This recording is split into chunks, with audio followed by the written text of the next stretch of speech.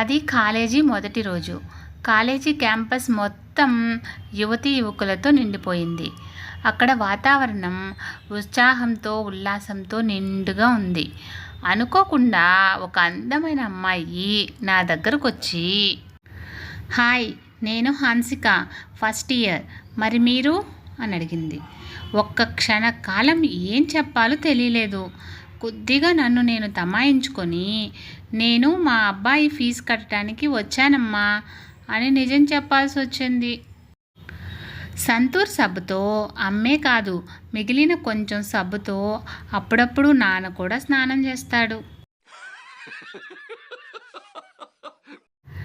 మార్కెట్లో ఏ రకం కూరగాయల ధరలు పెరిగినా ఇంట్లో కూరల్లో అవి కనిపించడం లేదు.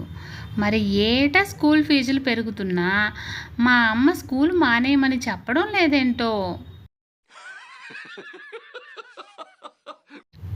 ఒక అబ్బాయి షాప్కి వెళ్ళి ఇలా అడిగాడు. అబ్బాయి, ఒక నూడిల్స్ ప్యాకెట్ ఇవ్వండి. షాప్ వ్యక్తి, ఎప్పి ఇవ్వమంటావా? అబ్బాయి, అవసరం లేదండి, ఇప్పకుండా ఇవ్వండి, ఇంటికెళ్ళి విప్పుకుంటాం.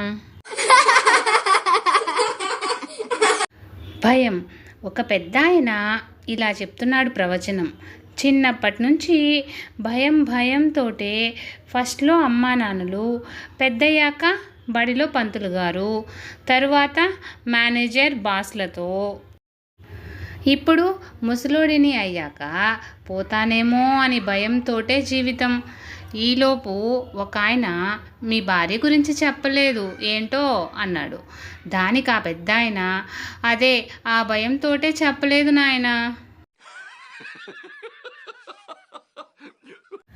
జీవితంలో ముళ్ళబాటల్లో పయనించాల్సి వచ్చినప్పుడు మీకు తోడెవరొస్తారు?